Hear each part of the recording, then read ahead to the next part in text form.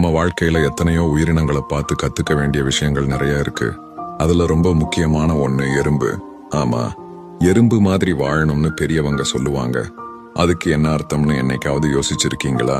ஒரு சின்ன எறும்பு அதோட எடையை விட பல மடங்கு அதிகமான சுமையை தூக்கிட்டு போகும். வழியில எத்தனை தடைகள் வந்தாலும், எத்தனை முறை கீழே விழுந்தாலும் அதோட முயற்சியை அது கைவிடவே விடாது. மறுபடியும் மறுபடியும் முயற்சி செஞ்சு அதோட இலக்கு அடைஞ்சே தீரும். ஆனா அந்த எறும்பை போல நாமளும் விடாமுயற்சியோட போராடணும். மழை காலத்துக்காக கோடை காலத்திலேயே சேமிக்கிற அந்த எறும்பு கிட்ட இருந்து கத்துக்க வேண்டிய பாடம் திட்டமிடுதல். அதே மாதிரி எறும்புக எப்பவும் கூட்டமாதான் வேலை செய்யும், ஒற்றுமையா இருக்கும். நம்மளும் நம்மளை சுத்தி இருக்கிறவங்களோட அன்பா ஒற்றுமையா இருந்தா வாழ்க்கையில எவ்வளவு பெரிய சவாலையும் ஈஸியா ஜெயிக்கலாம். சோ இனிமே ஒரு எறும்பை பார்க்கும்போது அதோட விடாமுயற்சியையும் ஒற்றுமையையும் உழைப்பையும் நினைச்சு பாருங்க. வாழ்க்கையில ஜெயிக்க அதுவே பெரிய பாடம்.